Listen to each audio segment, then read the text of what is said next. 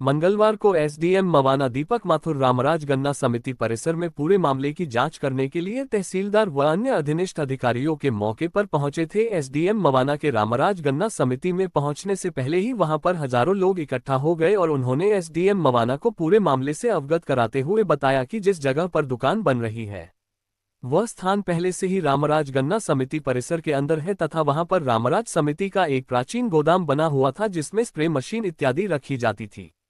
SDM Mawana को संबोधित करते हुए पूर्व जिला पंचायत सदस्य विपेंद्र सुधा वाल्मीकि ने बताया कि वह इस मामले में निष्पक्ष जांच चाहते हैं।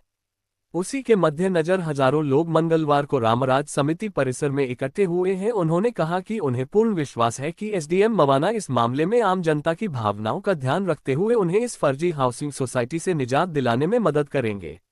भाजपा नेता विपेंद्र सुधा वाल्मीकि एसडीएम मवाना से निवेदन करते हुए कहा कि रामराज को बसे हुए सैकड़ों साल हो चुके हैं, लेकिन अभी भी यहां पर लोगों को उनके मकान के मालिकाना हक नहीं मिले हैं, जिस कारण आए दिन यहां पर लोगों से अवैध वसूली करने का सिलसिला चलता रहता है। भाजपा नेता ने कहा कि माननीय मुख्यमंत्री के निर्देश पर रामराज में भी घरौनी बनाने का कार्य प्रशासन की ओर से शुरू किया जाए ताकि हाउसिंग सोसाइटी के नाम पर चल रहे फर्जीवाड़े को रोका जा सके।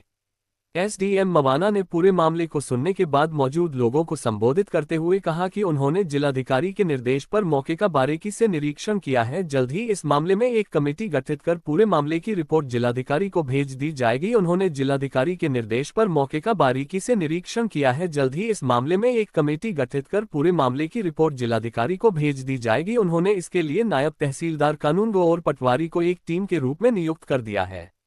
एसडीएम मवाना ने रामराज वीडियो को भरोसा दिलाया कि इस मामले में दोनों पक्षों को सुनने के बाद बिल्कुल निष्पक्ष फैसला लिया जाएगा।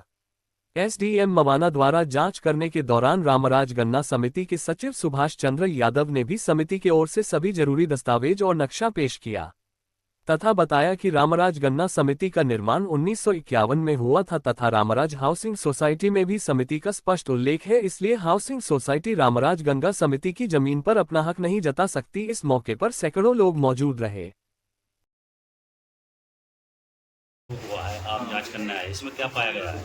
कुछ नहीं, अभी तो इस पर जांच होगी एग्जैक्टली। अभी तो मैं सिर्फ मौका मुआयना करने आया था कि क्या है, वो पुराना कंस्ट्रक्शन था या नया कर रहे हैं। तो अभी मैं नायब साहब भी साथ में आया, कानून साहब भी हैं, तो मैं इनके द्वारा एक पूरी विस्तृत जांच कराऊंगा और जांच में जो होगा उस हिसाब से फिर आगे कार्रवाई की जाएगी। तो मतलब निरीक्षण मैंने कर रहा है, बाकी हमारे नायब साहब और कानून साहब हैं, पूरी जाँच कराऊँगा इसकी जैसे भी होना है। और जो साक्ष्य, जो भी रिकॉर्ड मिलेगा, जो भी डॉक्यूमेंट हैं यहाँ के, उनके बेसिस पर और दोनों पक्षों को सुना जाएगा, निष्पक्ष जांच की जाएगी और जो सही होगा उसी हिसाब से निर्णय लिया जाएगा।